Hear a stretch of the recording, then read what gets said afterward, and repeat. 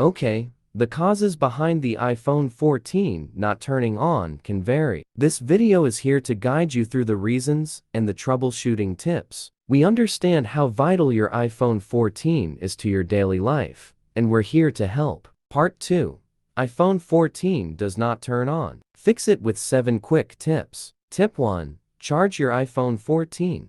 iPhone 14 not charging? Connect to power. Charge for 30 minutes. Then press power or lock button to turn on. Tip 2. Check the charger, port, and cable. If your iPhone won't start after a long charge, it might be due to a faulty charger or lightning cable. To troubleshoot, try using your port, charger, or cable with another device after verifying them. Tip 3. Force restart iPhone 14. Press the volume up button briefly and release it.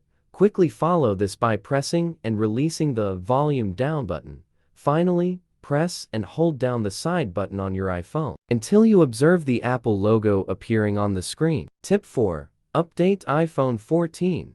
Connect iPhone to Mac or PC. Open Finder or iTunes. Find iPhone. Go to Summary, check for Update to install available updates. Tip 5. Restore iPhone 14 from iTunes. Open the iTunes application on your computer. Press and hold the home and power buttons on your iPhone 14 while connecting it to your computer. When prompted on your computer, click Restore to initiate the restore for your iPhone. Tip 6. DFU Restore iPhone 14 via iTunes. Open iTunes, connect iPhone 14, press volume up or down, hold side. If screen stays black, press volume down with side for 5 secs. Retry if Apple logo appears. Release side, hold volume down for 10 secs. If iTunes recognizes, select Restore for factory reset. Tip 7. Contact Apple support. If you suspect internal hardware problems,